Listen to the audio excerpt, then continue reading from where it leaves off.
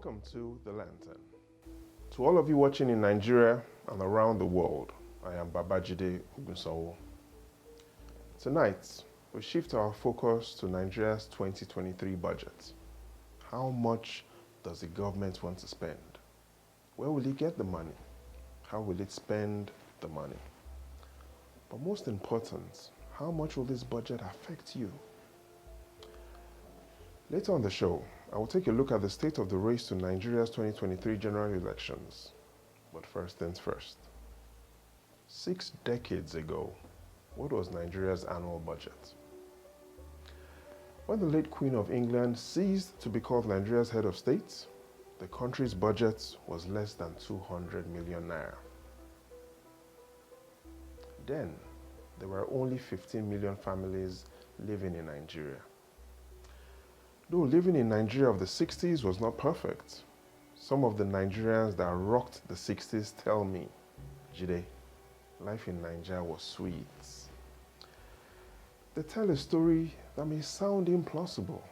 In Nigeria, where you could buy petrol for 6 kobo per liter, go to the bank and easily get a loan at 7% interest rate per annum.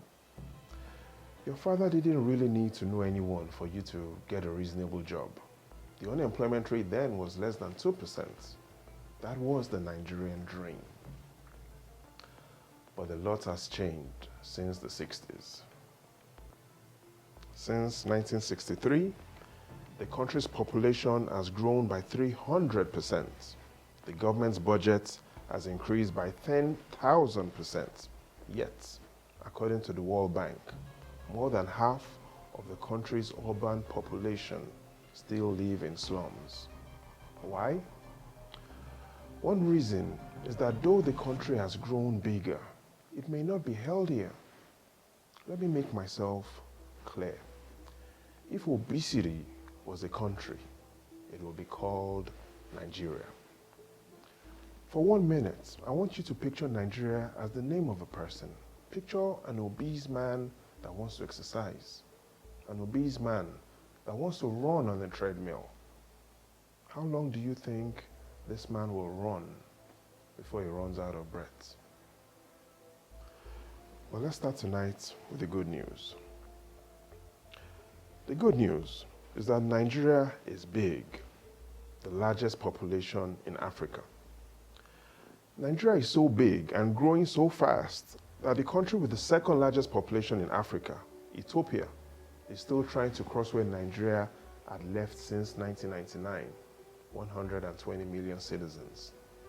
And in a world where human capital is fast replacing gold, dollars, and oil as the most precious assets, it means that Nigeria has the potential to not only become the most precious country in Africa, but to be recognized as the most precious black emigrant race across the world.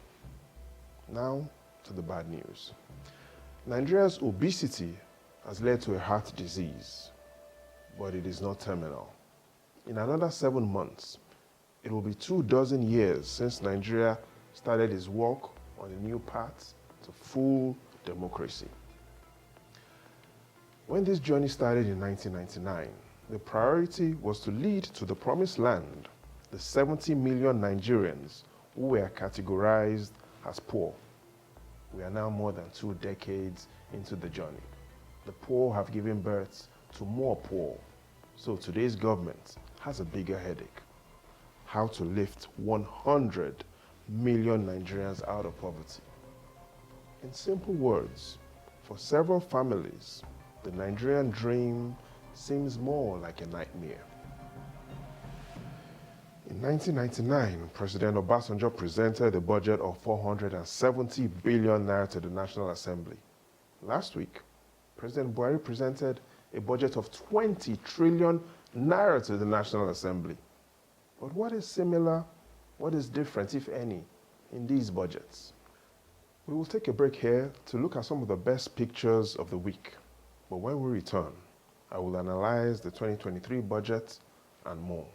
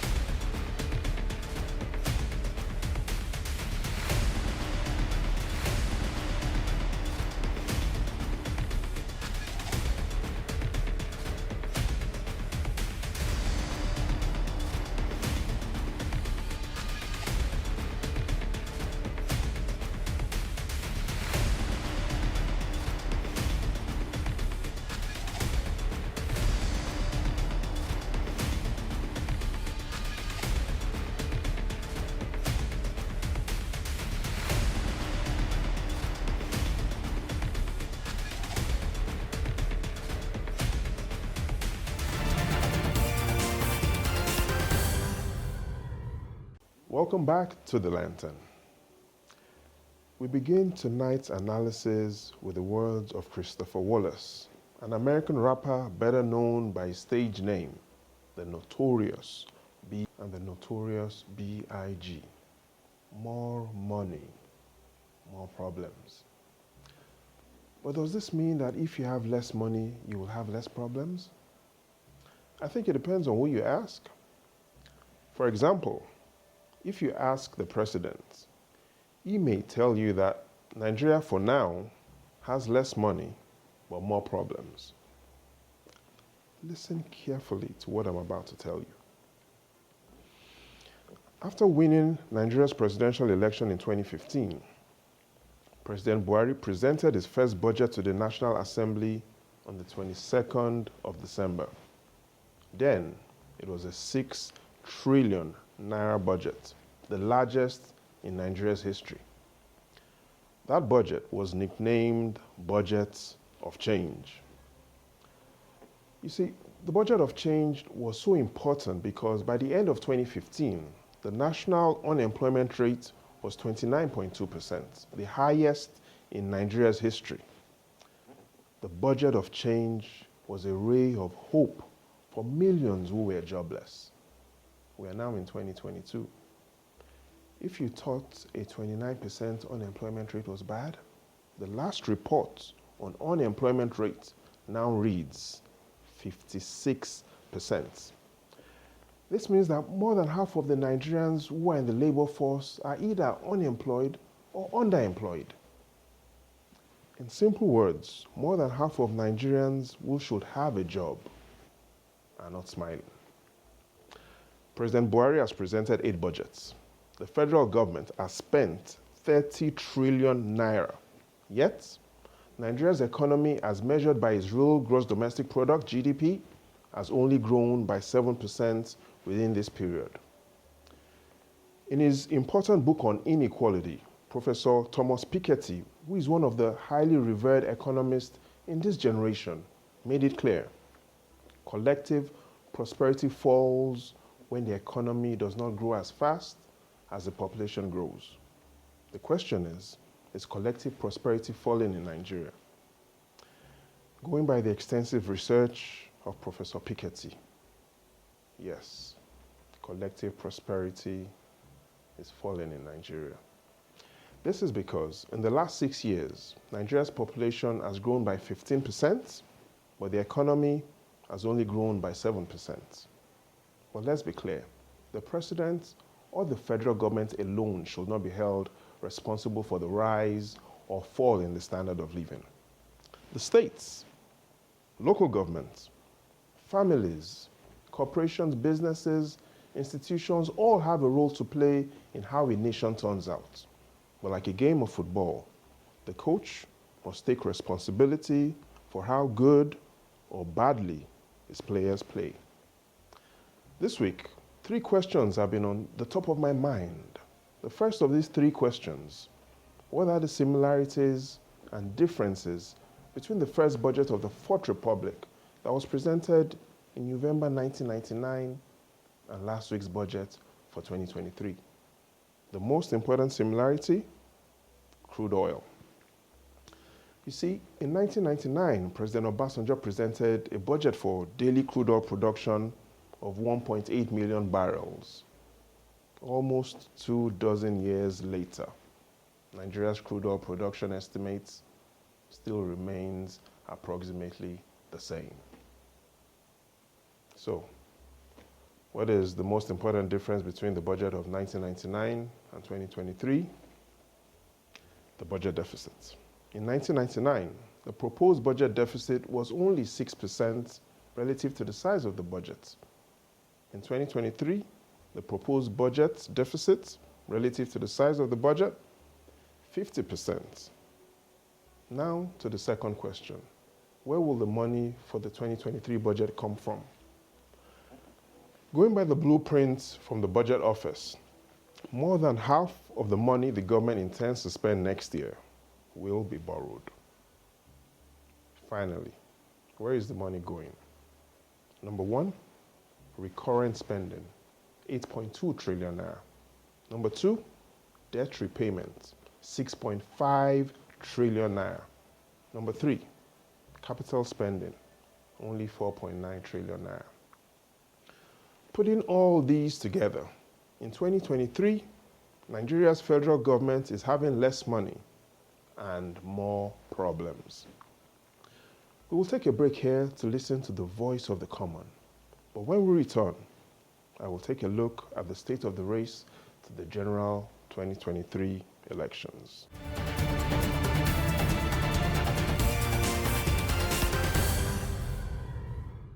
This is the Voice of the Common, where we ask people on the streets about their opinions and their concerns about the state of the nation.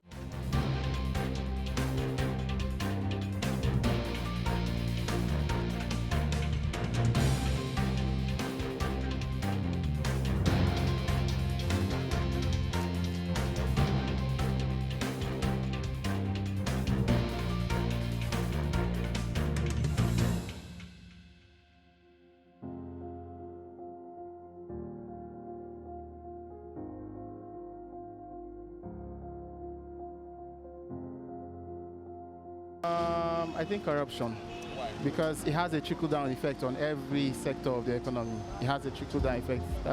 It has an effect on the food sector, especially the agricultural sector. You know, they're supposed to provide money for the farmers to empower them to go into mechanized farming and stuff, fertilizers and stuff. But unfortunately, the money that is released doesn't get down to the farmers. So there's a shortage of materials to work with. So definitely there will be a shortage of food in the long run. That's why I said the corruption has a trickle-down effect. Everything you do when it comes to corruption has a trickle-down effect. There's a ripple effect, you know, so that's just it. So corruption is number 1 on my list. Abin da muke so gurin gwamnati yanzu ban mu da kuɗi. Ga 'yan makaranta sun tsaya gida. Ba su je gida ba, duk abin da kuke mana gwamnati mu ban maso, gwamnatin Buhari mu ban maso sam. Muna so ku taimaka mana, yanzu ba kasuwa ba aiki. 'Yan aikin gwamnati ba su samu kuɗi ba, mai za su ci abinci da shi, ga 'yan makaranta a gida. Me ya faru? Mu abin da muke so ku taimaka mana gwamnati, saboda duk abin da kuka yi ban maso shi, sam ban maso. Roƙon Allah muke, Allah ya ba mu rabon mu. So ban maso abin da muke, muna roƙon Allah da kuɗin abinci da kuɗin kasuwa da 'yan makaranta, Allah ya ba mu rabon mu. No one is exempted, but food is more important. Everyone is more important, but firstly the food is, I think. But when somebody is okay with food, then your memory will think of anything. Akoko, security is the best. Onimamu, because the security bawa. Our Nigeria, I mean our Lagos State especially, because security you know ni onimo wo pe boya kinile you know onje, because Nigeria is suffering, no. Everybody is suffering, not even talk of Nigeria in particular, we are suffering because kò sonje, kò sí kankan gbogbo everywhere nsi o dry ni. Everybody kan rin kiri da ba won tin se ani pa won kan jale. Báwo ló ṣe ní jale? Nígbà tí ó bá ti sonje everybody ó wà okay. Ṣùgbọ́n tí security bá wà, gbogbo àwọn tó ń ṣe bandit, Boko Haram, gbogbo wọn yẹn, Ọlọ́run á ṣáà dojú tì wọ́n ṣá. That's my own. Gọ́njẹ́ ship gangan ní kókó. Spag.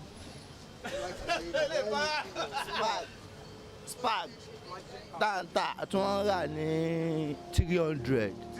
Tẹ́lẹ̀tẹ́lẹ̀ èlò 150. Tẹ́lẹ̀tẹ́lẹ̀ nísìnyí gan ó ti di 600 naira ní sísè. Òun lélẹ̀ kí ló ṣẹlẹ̀? Èló ni wọ́n ta complete pack, èló ni wọ́n ta pálí, èló ni wọ́n ta fún sìn. Nǹkan ta ní ìdí ní pé kó ń jẹ yẹn lọlẹ̀ gangan ni o, tó ń jẹ bá lọlẹ̀ everybody gan máa yó. Kò lè ṣe é pé ojú everybody gan ràn, àbẹ́ everybody ojú everybody wà lókè mu. Are you kidding us? Are you kidding us? Ẹ fẹ́ máa fi nǹkan mẹ́ta wéra wọn. Ẹ fẹ́ fi Wizkid, ẹ fẹ́ fi wé Ọlámídé, ẹ wá fẹ́ fi Ọlámídé, ṣe fẹ́ lọ fi wé Burna Boy ni. Ìyàtọ̀ wà ń bẹ̀. Àwọn mẹ́ta ló ní glory tiwọn, but corruption yẹn gan-an òun ló bà Nàìjíríà jẹ́. Ọlọ́run nìkan ló jẹ́ kí ìlú state bí ìlú ṣe ń lọ. Àwọn olórí wọn straight, àwọn táwọn sálẹ̀ gan kò sẹ́ni tó straight. Gbogbo wa kò sẹ́ni tó straight ní gbogbo wa. Sunana Yusuf Idris Abdullahi, Ajingi, na da Kano Ajingi. Ni abin da nake so government ta taimaka mana, magana ta gaskiya da muna cikin kwanciyar hankali da nutsuwa da abubuwa dai da dama wanda suke samu farin ciki. To amma a yanzu sakamakon gwamnati tana nema ta gaza, magana ta gaskiya muna cikin tashin hankali da damuwa da rahin nutsuwa, ba mu san me dalili ba. To amma saƙona zuwa ga gwamnati, ya kamata ta waiga ta tuna cewa ba fa ita kadai ce gwamnati ba, mutanen da suka taru suka zaɓe ta gaba ɗaya ake gwamnati ɗin gaba ɗaya, ba wai iya gwamnati ce ita kadai a kankin kanta take jin daɗi ba. Magana ta gaskiya mu ma muna so kamar yanda sai da mu ake haɗuwa muke zaɓata, muke fitowa da manyanmu da yaranmu muke zaɓata don ta taimaka wa rayuwarmu, to mu ma ya kamata a ce gwamnati ta tuna da mu, ta taimaka mana sakamakon damuwa da muke ciki. Assalamu alaikum wa rahmatullahi ta'ala wa barakatuhu. Abinda nake ganin zan iya miƙawa gwamnati saƙona kenan. Assalamu alaikum.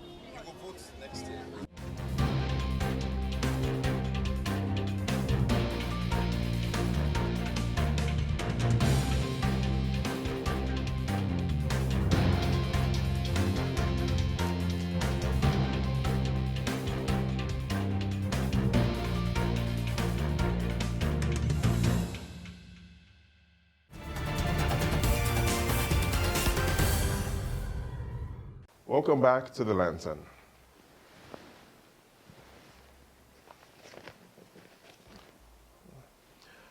Just before we take a look at the state of the race to the 2023 general elections, let's first start by looking at the top 10 biggest stories in the news this week.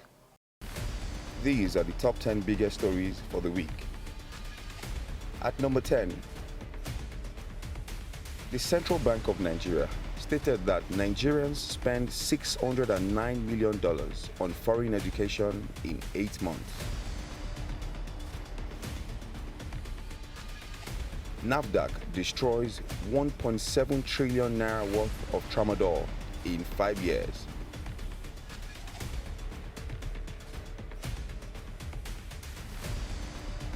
Zamfara State reopens 45 schools as security improves.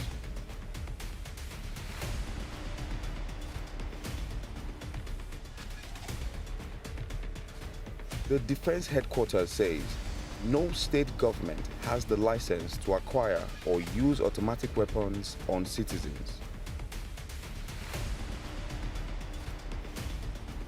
INEC delists 2.7 million illegal registrations from its voter database.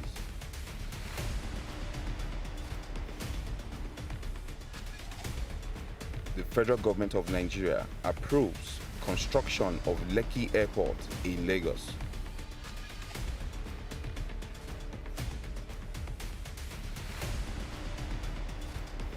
Nigeria Air Force strike kills another wanted terrorist leader, Ali Dogo.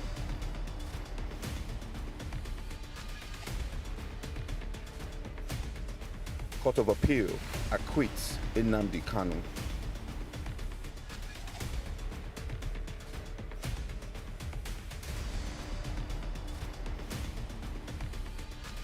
On 2022 National Honors Awards, military leaders receive applause as President Buhari shows appreciation for their leadership role.